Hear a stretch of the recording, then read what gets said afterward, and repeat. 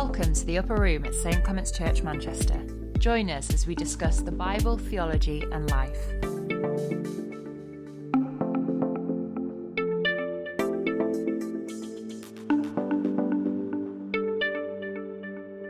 Hello, welcome back to the Upper Room. Thank you so much for joining us. It's good to have you with us. Paul Jump, how are you doing? Very well, Henry. How are you? I'm okay. You preached yesterday off the back of attacking one of our Gospel Kids leaders. How did that go? John wanted me to come and cut off his hood and then leave. So I don't know what went on in Gospel Kids yesterday, but I know they have a lot of fun and they do teach the Bible really well, which is excellent. So you just got to come in, alter someone's clothing and with scissors and then leave. That's right. And your daughter shouted on as we're leaving, you're going to get in trouble for that. Amazing. And does that have any relevance for Leviticus? You know, two pieces of material and all those things? It might have been polyester. Yeah, okay. Mixed fabrics. We're not allowed to wear those, are we? Well, interesting. It does say you shouldn't wear mixed fabrics. Mm-hmm. And so, are you wearing any polyester now? Probably. I don't really notice what I wear. I just put it on. So what would that whets our appetite for our discussion for this episode? Let's circle back though. Remind us where we're up to in the book of Leviticus and what we're talking about. Leviticus is a book of two halves, like a football match. First half about how to approach God, and it's through sacrifice, through atonement. The second half, beginning in chapter 17 to the end, is about how to live in God's house, how to stay with God, how to be holy. And so if the first half is about entering God's house, second half is about living in God's house and being holy. Can I ask a very question that's just come to my mind? The Apostle Paul was so well versed in the Old Testament scriptures. He was a Pharisee of Pharisees. Do you think his writing would have been or could have been heavily influenced by the way Leviticus is written? So much of his writing is first three chapters of Ephesians, what God's done for us, and second half is living in light of that grace. I don't know, that suddenly struck me as a potential that could have influenced him. Yes. Amazing. I think so much. Very New Testament. It's very that kind of pattern of Leviticus is grace followed by response. It's indicative and imperative, to use the Ponzi words. Yeah, gospel and law. And that's true in Exodus 20, when the Israelites have been brought out of Egypt, and God says, I'm the Lord your God who brought you out of the land of Egypt, out of the house of slavery, and then gives the Ten Commandments. You shall have no other gods but me. And so gospel and law is there in the Old Testament, and in Leviticus it's half and half, of the book, and gospel and law is there in Ephesians, it's there in Romans, it's there in Galatians, it's there throughout the New Testament letters of Paul. And so, part 1 of Leviticus, how can you enter God's house? Part 2, how do you live in God's house? That's right. And James, other New Testament letters are a bit different. So James is a bit different in the way he presents himself, and he talks about loving your neighbour as yourself, and the implications of that throughout the whole of his letter. He's wanting the people to live lives of love and obedience, which it's great. And I think he's looked at Leviticus 19 before he's done it, and so it's in some ways some of his letter, maybe a lot of his letter, is a meditation on it.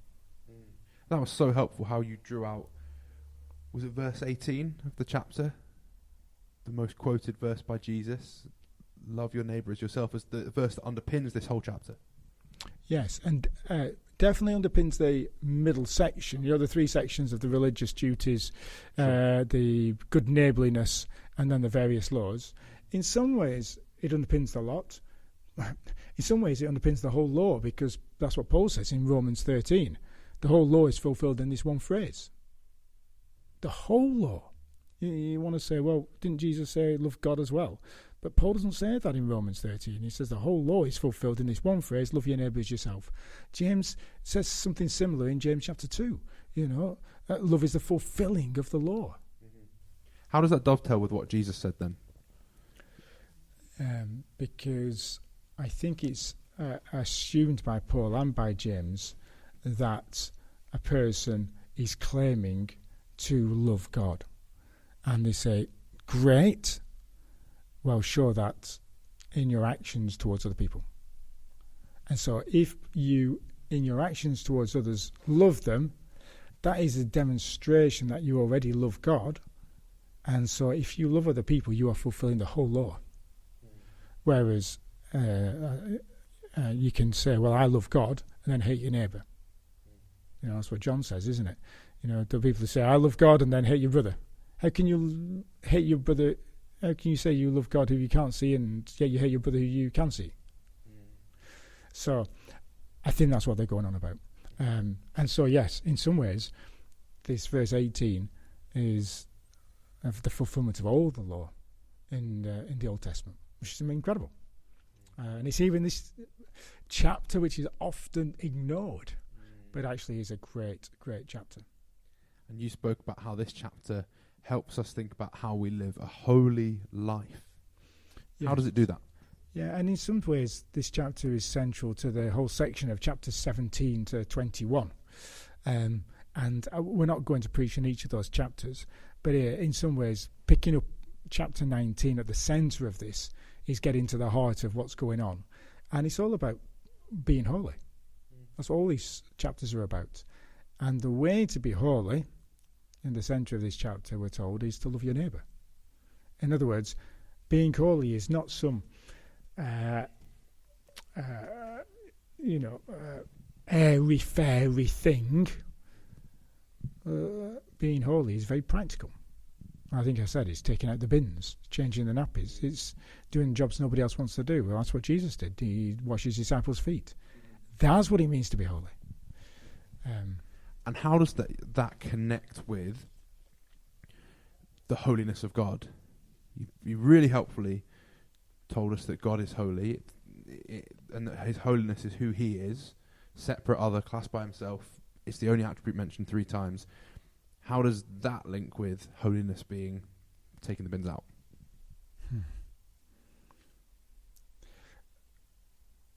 Because God is a God who demonstrates his holiness through loving his enemies, loving you and me, sending his son to die for us. This is love, not that we have loved God, but that he's loved us and sent his son as an atoning sacrifice for our sins. So, and if God so loved us, we should also love one another. You know, that's what John says, and that's what it's about. So we are demonstrating the character of God. We're demonstrating God's holiness as we love one another. And as we love one another in these particular ways. So it's not just, love each other, go and work out what that means. Although there's some extent to which we need to do that. It's love one another by being generous, honest, compassionate, just, and then loving. In those generosity, honesty, compassion, justice, and love, did you feel there was one that we particularly need to pay attention of let's go in the church in Manchester? What is there one that's a particular challenge to us? Maybe not. It might just be all of them. I think I'd say all of them really, and it depends where you're at with God. It depends where you're at with other people. Which one cuts, as it were, and being honest, they're all challenging to me. Because these are all things which involve us serving others, and rather than being selfish and serving ourselves, whether it's with our property, whether it's with our words, whether it's with our actions, whether it's with our relationships, we all want to serve ourselves. And and it's really clear this is what you should do. Now, I did cheat slightly in the sermon because I only looked at a few of the different commands. There's a lot of other commands in that chapter which were a bit trickier to apply. And we're left on the study floor. An awful lot. Like tattoos. Do you have a tattoo, Jumpy? No. I've got a few football scars. That's a man's tattoo, isn't it? Absolutely. You kind of go, you go into a shop and have something blue drawn on you. That's, you want rugby scars, football scars, hockey scars. To this day, my brother has a scar above one of his eyes where my sister hit him with a golf club.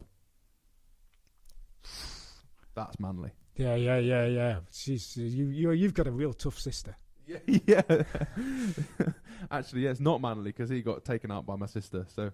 Yeah. Well, honestly, the Alexander family. Oh, tough place to be raised in our household. Yeah, that's why you've turned out like you have. Absolutely.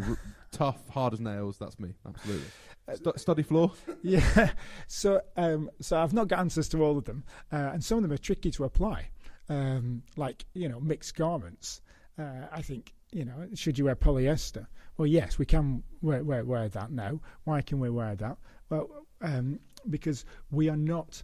In the Old Testament, the Israelites had to be separate as a nation, and one of the ways they were separate as a nation from other nations was by wearing distinct clothes. There's clean foods, unclean foods, clean clothing, unclean clothing, all that kind of stuff. And it was just a mark of not mixing together with other nations. Mm-hmm. That was the big issue. Don't mix. And so don't mix your clothing either, as a symbol of that. Now, we do mix with other nations now as Christians, because we're not a separate Israelite nation. Mm-hmm. But I suppose where you would put it would be, don't live in the world, but don't be of the world. So mix with other nations, but don't mix with their immoral behaviour. Maybe that's how it applies today. So there's still a separation going on there. With tattoos, it's interesting. The tattoos mentioned here are particularly to do with making marks on your body for the dead. And so there's some sort of pagan rituals going on there, and which the people in the culture did, and they say, well, don't do what they do. So does that apply to us today? Well, when it comes to tattoos, can you have a tattoo? Well, if you're tattooing yourself for the dead, no. If this is about a pagan ritual, if this is a way of ancestor worship or something like that, then don't do it. If there's some sort of rebellion against God, don't do it. But if it's not, if it's for evangelistic purposes, if it's for the good purposes, you can. People have their ears pierced. I guess one question to ask with a tattoo, and this, I don't know if this means you get one or not, is what does my desire to have this image put on my body say about the kind of my heart and what I'm loving? If I want to get an Arsenal badge tattooed on my chest over my heart, is that me showing and modelling that actually my football team is the most important thing in my life in a way that perhaps it shouldn't be? It could be, it could not be, but it's a helpful question to ask. To have something put on your body in such a permanent way is making a statement, and it's just helpful to think through why are you doing that? Why are you doing that? Yeah, I think that's really helpful, and we should do that with the whole of our life. Yeah. You can tattoo things metaphorically on your life. You can, and it's interesting. I remember a very famous rugby player called Tuigamala, played for Wigan, and friend of Jason Robinson's. Yes, and led Jason Robinson to faith. He was a Christian. I think is Tuigamala from New Zealand. Yeah, or Fiji. I think Fiji rings a bell, but yeah. He was a winger. He's a very good rugby player, brilliant. And I remember he's a very committed Christian, and he, I think, drew in pen before rugby games a cross on both his hands, just as a sign that when he played rugby, when he was throwing the ball, he was throwing it for the Lord. Now, would you get a tattoo on both your hands? Well, I suppose it's a pen tattoo, isn't it? So you can wash it off. But that's what he was saying. He's saying, I'm doing this for the Lord, not for myself. So I don't think you can go to Leviticus and say you can't get a tattoo. You may not want to get one because of pain, or because you can't think of a design, or because of other reasons. But but I think it's about your principles. It's about your motives. Your body belongs to the Lord. Use it for the Lord's purposes. I think I preached a sermon on having tattoos a few years ago from 1 Corinthians, I think chapter 6. So you can go and listen to that. There's another one about standing up. When a person with grey hair enters the room, you have to stand up. We used to have to stand at school when a teacher entered the room. Yeah, we did. We'd have to stand up, and we'd have to stand behind our chairs. So we'd stand up and have to stand behind our chairs, and then we can sit down now. Great. It's a mark of respect. Now, should we do that? Don't know. But I do think there's ways in which the principle applies that you should respect your elders. We don't do that very much in this country, but there are other nations and other countries that do, and it's a good and healthy thing to do. The rare steak seems to be prohibited in this chapter. That's interesting. I've read a couple of different views on that. One is Jesus' statement in Mark 7, and then the Mark's edit on that, which is that Jesus made all foods clean. If Jesus made all foods clean, that includes rare steak. I think that's true. Amen. I don't think there's any exception from it. What's interesting, though, is I did read somebody who said that this law was there before the was there at the flood. Was it given to Noah just after the flood? It's given to Noah just after the flood that you shouldn't eat meat with blood in it, because blood is life. Now, I think that's looking ahead to the law of Moses. But it was interesting. It was quite a strong argument about why we shouldn't eat meat with blood in it today. Of course, one of the answers to it is Jesus and what he says in Mark 7. I do think that overrides it. The other answer, of course, is it's very difficult to get every last drop of blood out of a steak when you cook it, because there's so many little tiny bits. So I think it's the principle back in the day. How does that apply to us today? Well, I just think we respect life, animal life. We definitely respect human life, but we respect even animal life. We shouldn't be flippant about eating meat, but somebody say we can't. Yeah, totally. Can I ask pick out a couple more of these?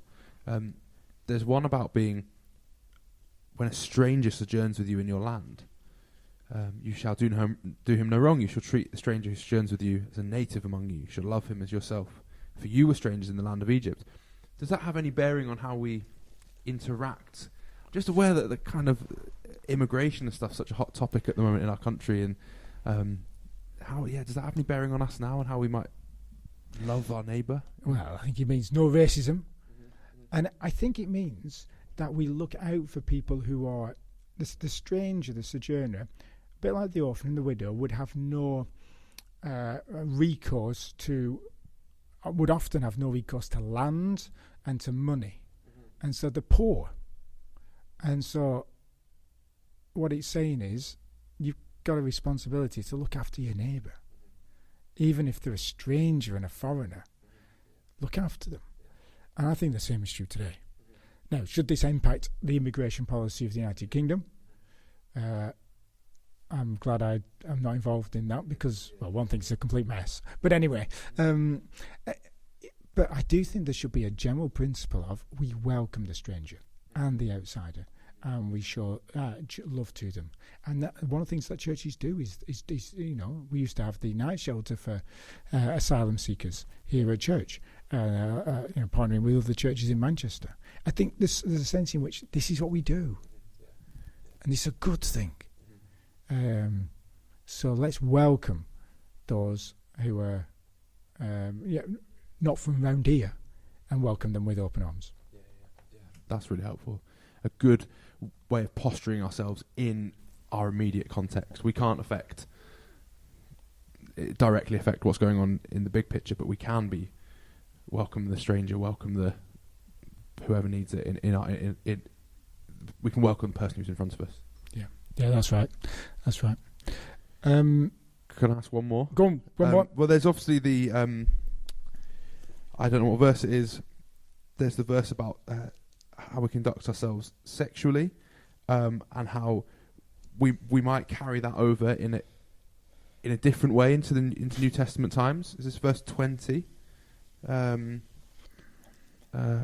Is that right, or am I getting the wrong chapter? No, that's right. It's so there are laws around how we conduct ourselves sexually in chapter 18 and chapter 20, which I completely avoided, and who you can sleep with and who you shouldn't sleep with, and some of that is to do with life in general. Some of it's to do with the temple as well, or the tabernacle, because in pagan rituals there was in some pagan worship involved prostitution and sleeping with different people. And one of the clear things that the Old Testament says is that's not the way you worship God. You don't have any fertility rites like that, and so it was to make a complete distinction. But that ties over into the New Testament about who we should sleep with and who we shouldn't. Our bodies are not our own; they belong to God. We shouldn't commit adultery. That still applies to us. Verse 20, when it says, "If a man lies sexually with a woman who is a slave assigned to another man, and not yet ransomed or given her freedom, a distinction shall be made. They shall not be put to death because she was not free." So basically, what it's saying is, in the Old Testament, if a man committed adultery with a woman, both of them being married, then if it was discovered, they could be put to death. When it comes to some of the enactment of those laws, if the husband and the wife said, "No, I don't want them to be put to death," then they wouldn't be, but they could be put to death. They could be punished like that for adultery. Now, what this is saying is that there's a case in which a man sleeps with a woman and this woman is betrothed or engaged to another man, and they're not put to death. And the question is, why are they not put to death? And the reason is because she's a slave and she's not free. And because she's not free, she's not completely free to do what she wants.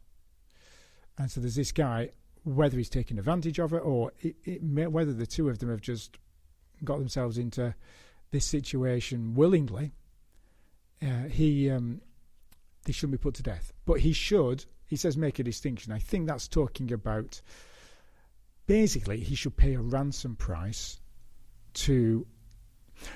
When a woman got married, the husband paid a bridal price to the dad, basically. And what this is saying is that you pay the bridal price to the person who was engaged to this woman.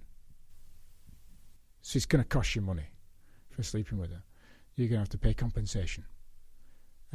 You're not going to be put to death, but you will have to pay compensation. And I think it says you need to offer a sacrifice. You have to offer a sacrifice as well. So when it says a distinction shall be made, I think it doesn't say that. I don't think in the original. I think it says something like a compensation shall be made, or words to that effect. It's an unusual word, and people debate about what it actually means.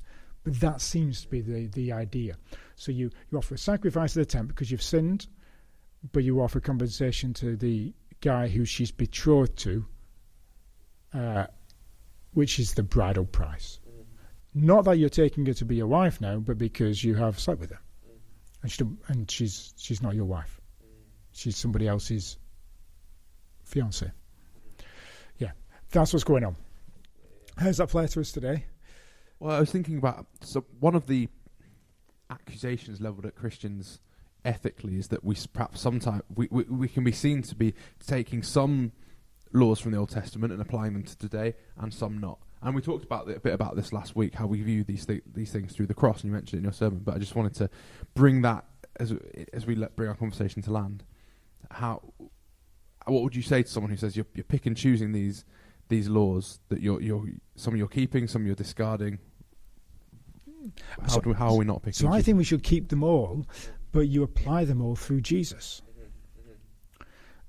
That's what he's talking about.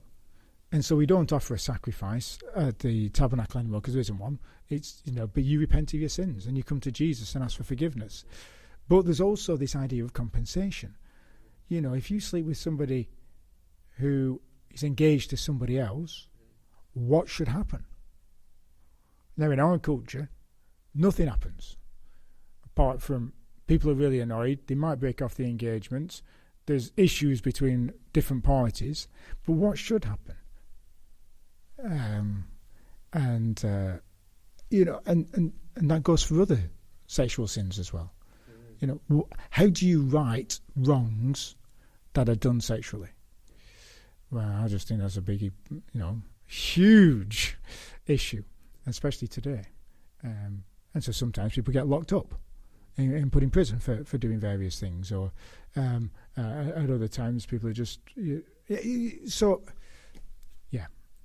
I don't know how that applies to our culture, but in terms of applying to us, we know if you slept with somebody who's engaged with somebody else, you've done wrong, and you need to make amends somehow. That's good, and Jesus gives us a clear, speaking about this sexual ethic to uphold, doesn't he? And I mean, we're called in the New Testament to use that. Our bodies don't belong to us; they belong to Jesus. And both in all the things we've talked about, that's something like that is a helpful lens to see all these things through. Who are we living for? We're living for ourselves, or we're living for Jesus? Holiness means to be set apart. Are our lives set apart for the gospel, for Jesus, or are we living for ourselves? Is this time tomorrow as we bring this ship into land, into the dock? Be holy. Be holy. That's the one. That's it. Great. Well, I guess that verse, isn't it? What does he say? That's what God says. That's what Moses says. Be holy, for I, the Lord your God, am holy. Amazing. Jumpy, thank you so much. Thank you for continuing to take us through Leviticus. Thank you, everyone, for engaging with the podcast and asking questions. Keep asking those questions. St. Clement's Church Manchester. The Slido, # St. Clements at slido.com. You can connect with us at stclementschurchmanchester.org, where you can find lots of resources, listen to our sermons. You can also catch us on YouTube as well. But we'd love to see you on a Sunday, most of all Sunday at 10:30 or 6:30. Do join us when you can. But wherever we catch you, we look forward to it. Goodbye. God bless.